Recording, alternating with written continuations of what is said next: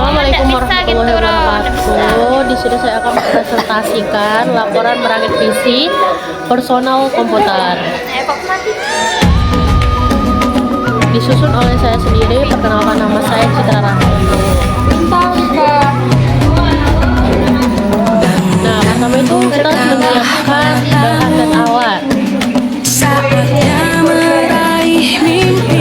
Bahan adalah zat atau benda yang dapat digunakan untuk membuat sesuatu. Bahan juga dapat diartikan sebagai barang yang dibutuhkan untuk membuat sesuatu. Oke, bahan pertama adalah casing. Fungsi casing untuk menyimpan dan melindungi komponen-komponen komputer termasuk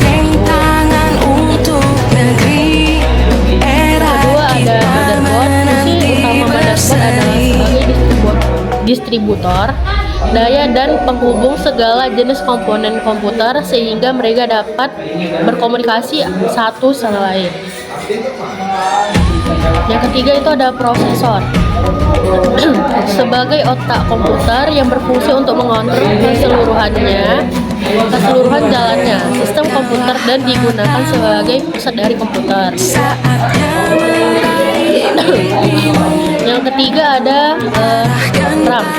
Berfungsi sebagai memori penyimpanan sementara untuk data dan instruksi yang dapat digunakan oleh sistem operasi dan aplikasi. Yang kelima ada heatsink. Berfungsi untuk mengurangi panas dari komponen agar komputer tetap berfungsi dengan baik.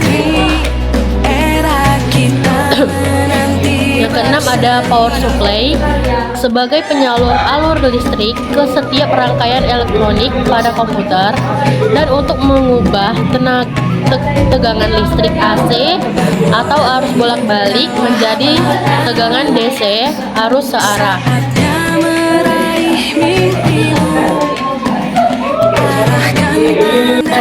Yang ketujuh ada hard disk atau SSD.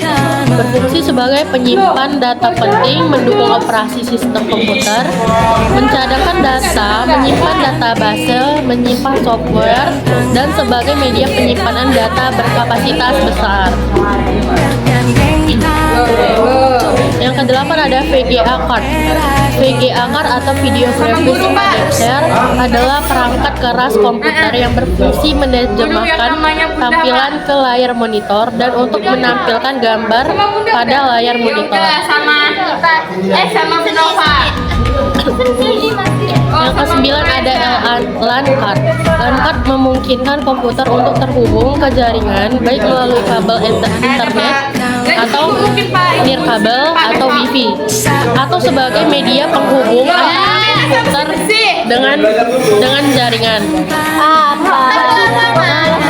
Dari usulan selatan enggak Ke-10 ada kabel SATA. SATA atau Serial Advanced Technology Extension berfungsi menyalurkan data dari hard disk ke motherboard dan sebaliknya, dan mampu menghubungkan perangkat penyimpanan seperti HDD, SSD, dan drive optik ke motherboard. Kalau masih banyak itu loh, Ke-11 ada CMOS. Berfungsi sebagai penyimpan settingan BIOS pada saat komputer sedang dimatikan. CMOS juga berfungsi menyimpan informasi umum di komputer seperti konfigurasi dan berbagai informasi umum lainnya.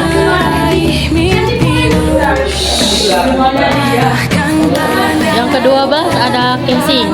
Berfungsi untuk memasang semua rangkaian komputer atau berbagai tempat diletakkannya komponen komputer. Casing juga menjadi tempat mendudukkan hard disk dan CD-ROM drive. Selain sebagai pelindung fisik, casing yang baik juga berfungsi sebagai penyalur panas yang dihasilkan komponen elektronika komputer. Yang ke-13 ada thermal pasta. Berfungsi pasta thermal ini memungkinkan untuk secara efisien mentransfer panas dari IHS prosesor ke plat dudukan atau pendingin CPU yang dirancang untuk menurunkan panas.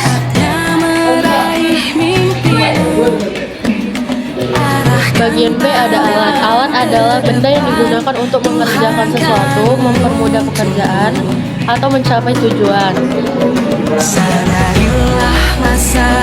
Yang pertama itu ada obeng, berfungsi untuk mengencangkan dan mengundurkan baut atau strap. Nah, yang kedua itu ada mangkuk atau wadah, berfungsi sebagai meletakkan strap, baut, dan benda-benda kecil lainnya. Yang ketiga itu ada tang, digunakan untuk mencengkram atau memotong dan memutar kawat atau kabel. Selanjutnya langkah-langkah merakit. Kok nggak ada di HP ku? Yang pertama memasang prosesor ke motherboard. Oh, yang kita kemarin nggak ada. Yang pertama membuka soket prosesor dengan cara menarik pengait ke sebelah kiri dengan pelan dan hati-hati. Kemudian tarik ke atas, buka besi penutup prosesor. Nah, langkah kedua memasukkan prosesor dengan cara memegang tepi prosesor dengan 3 jari. Hati-hati jangan sampai menyentuh pin atau lingkaran keemasan agar tidak ada kotoran yang menempel. Nah, yang ketiga itu memasang pengaman dengan cara menekan dengan hati-hati besi pengait.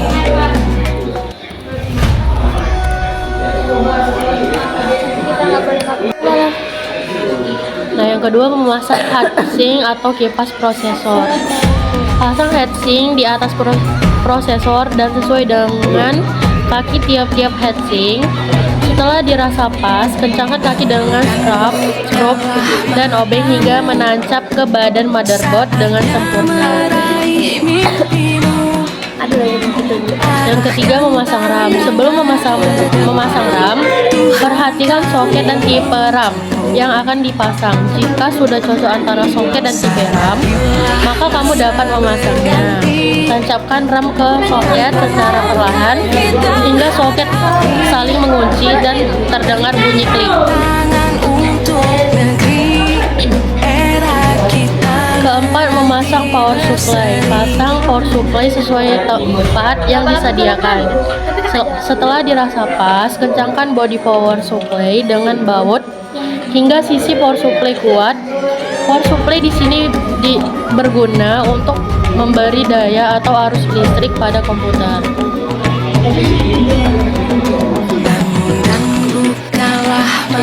Yang kelima, memasang motherboard ke casing.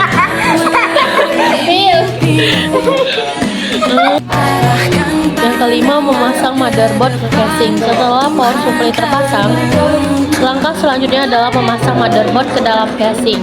Lakukan secara perlahan dan hati-hati agar tidak terjadi hal yang tidak diinginkan. Setelah motherboard berada pada posisinya, kencangkan dengan mur atau baut. Yang keenam, memasang DVD RW atau optic drive. Pemasangan DVD, CD atau DVD drive biasanya terletak di bagian depan casing. Letakkan CD atau DVD drive pada tempatnya dan kencangkan dengan mur atau baut. Lalu pasang kabel yang menghubungkan antara CD atau DVD drive dengan konektor pada motherboard. Yang ketujuh, memasang hard disk. Dalam praktikum ini, saya menggunakan hard disk versi SATA. Kabel ini berwarna merah dan memiliki ukuran yang lebih kecil daripada kabel ATA. Kabel SATA juga merupakan kabel yang paling sering digunakan pada komputer baru. Untuk memasang, silahkan masukkan hard disk yang ada di labelnya menghadap ke atas. Posisikan lubang hard disk dengan casing, lalu kencangkan dengan menggunakan mur atau baut. Keadaan atau apa ya di Lebaran emang kayak gitu. Ya enggak. Kedelapan, memasang CD atau DVD dan hard disk. CD atau DVD drive dan hard disk yang digunakan pada platform ini adalah jenis SATA. Kita hidupnya di Bali yang Kesembilan, memasang konektor USB dan audio. Agar kedua konektor bisa aktif, maka konektornya harus dipasang pada motherboard. Pasang dengan cara melihat bentuk konektor dan cari jumper yang memiliki tulisan USB dan audio, biasanya di bagian pinggir motherboard. Ke-10, memasang kabel power LED.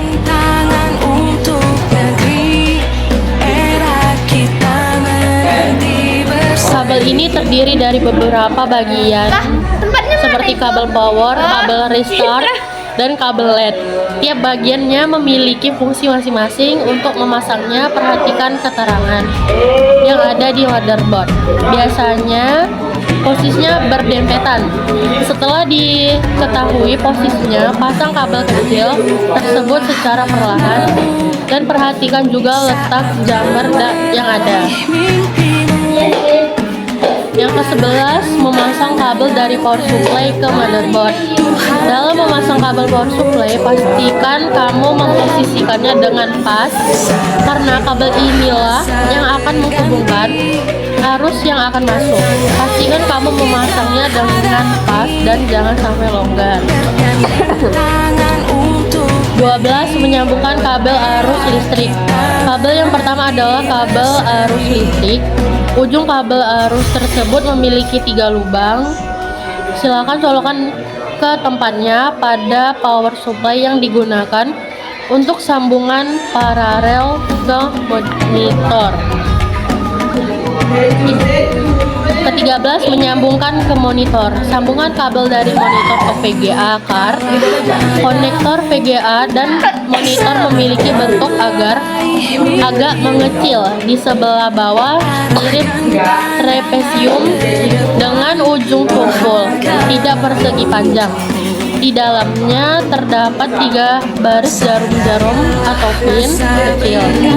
Jadi, pasang konektor ke tempat yang pas. Jika tidak pas, jangan dipaksa.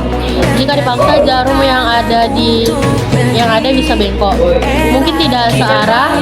Coba putar dan pasang dengan perlahan, kemudian kuatkan dengan mur yang sudah tersedia.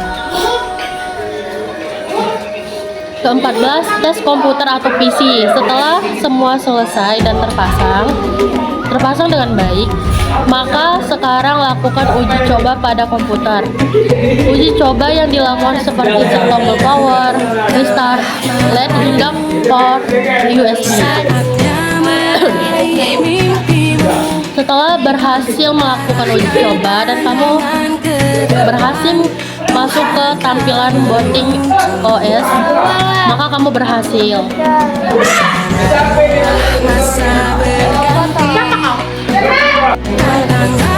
Pengetesan uji coba. Setelah selesai kita rakit, selanjutnya kita akan uji coba dengan langkah-langkah sebagai berikut.